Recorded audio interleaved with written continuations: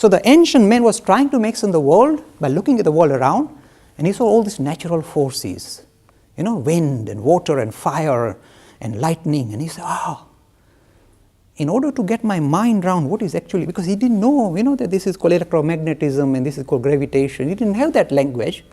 So what could he do? Using his own thinking, his own frame of thinking, he said, let me try and personify them. Think of them like super personalities, wind god, fire god. And by doing that, I can relate to them. Then say, oh, fire god, can you please kindly cook my food for me? Here you are, I'm going to appease you.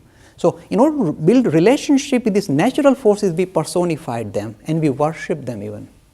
That's why all the ancient Vedic scriptures are nothing but hymns to the forces of nature. So this is how religion started. This is the origin of it. So what you are discovering is not new. This is how old, in fact, if you look at the Greek philosophy, they did the same. They were worshipping the forces of nature. And very likely it came from India. I'm scoring points for India. Very likely it was exported out of India because all these Greeks were visiting India. The Indians were not visiting Greece. They were visiting India. So they picked it up, but they kept quiet about it. And we never insisted. Recently, let me just digress a little bit. Somebody said, I shouldn't mention in religion. You see, because even in the same, Indic tradition, they say, this religion came out of Hinduism. Because say Buddha was a Hindu prince. He picked up the idea of meditation, which are Hindu ideas, and he developed a new religion.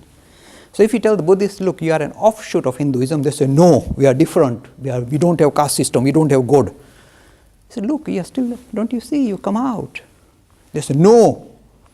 So how should the Hindus react to them? Should we say, no, insist? It's like this. Suppose there's a mother and there are 3 children. The mother has got 3 children. And the children sometimes, become a bit arrogant and say, Mommy, I'm not your son. Does the mother go and say, I will hit you? The mother, do you know what the mother says? She smiles, oh, my little boy, oh, he's grown up.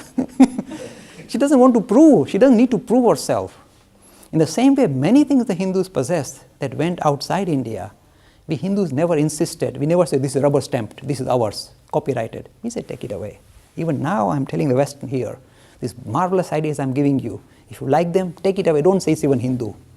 We are not selling copyrights. These are universal ideas. Take them away. We give them away freely.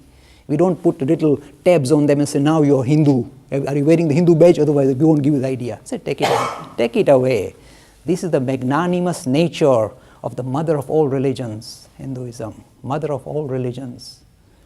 The best ideas of spirituality, that kind of came out of India, have gone gently, without any force, and if you like, influence the high thinkers of the rest of the world for thousands of years, quietly, without beating drums.